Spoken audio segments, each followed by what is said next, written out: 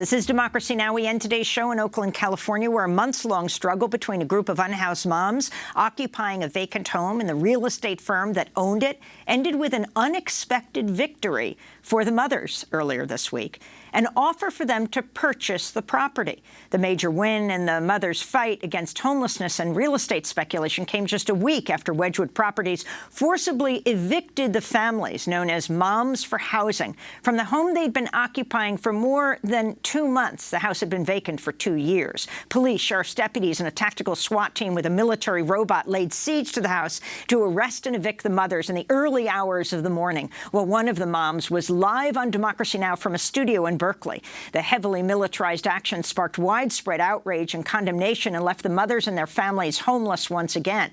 But on Monday, Martin Luther King Jr. Day, under growing public pressure, Wedgewood announced it would sell the property at a fair price through the Oakland Community Land Trust. The moms will then be able to purchase the house through the trust.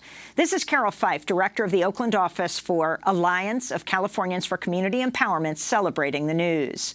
It's important to understand the history of civil disobedience in this country, because every single right that we have today was won by people engaging and pushing on what was legal, right? So it's important to not criminalize women who are trying to bring attention and justice and humanity to the masses, for everyone. They are not the criminals here. The criminal system is one that allows homelessness. Well, for more, we are joined by Carroll Fife Live of ACE. She's joining us again from Berkeley, California, alongside Misty Cross, who's back with us, one of the members of Moms for Housing. We just had them on last week following the eviction. Welcome back to Democracy Now! Misty, explain what happened. Between the agreement? Yes. Or what part? Yes, if you could explain. I mean, you were evicted from the house, battering ram, SWAT team, arrested, and now Wedgewood Properties, which owns the house, is saying you can buy it through the land trust? We're still skeptical of that. We're still in negotiations with that, even though we're glad that Wedgewood wants to come forth and do the right thing. We're still skeptical on how this whole agreement came into play. It went on with our mayor, Libby Schaaf, behind closed doors. We still don't understand what the agreement was that brought them to the table, being as that we had City Council Representative Rebecca Kaplan and Nikki Bass to help negotiate agreements through the land trust from the beginning.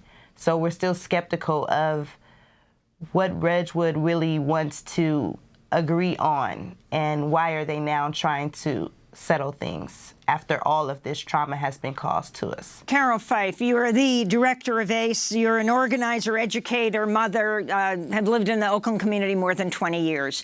Can you explain what exactly has been offered and what this land trust is?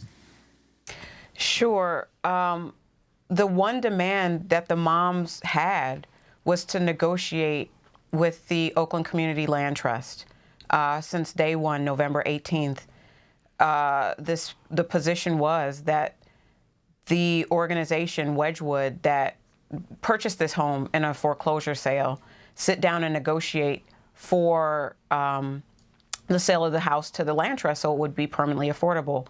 And so after the pressure, and I think it was the militarized response by Alameda County sheriffs, it was just too much to bear, not only for Wedgewood, but also for our mayor, who'd been silent on this issue up until then.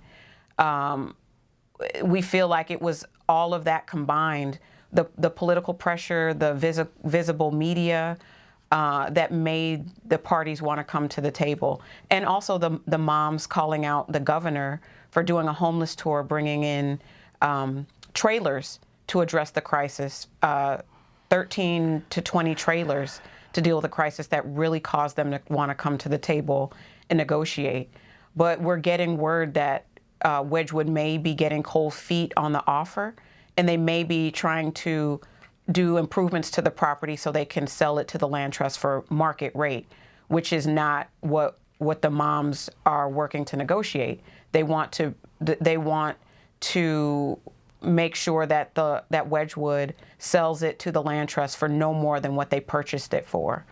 And so if they are engaging in doing any repairs, we're concerned that they may want to increase the sales price, and that's just not tenable. Very quickly, Misty, describe what happened on that morning. In fact, we had Carroll on as the raid went down, the battering ram, the robot, the SWAT team. You were inside? Yes, I was inside. It was a bunch of mixed feelings going on at that time.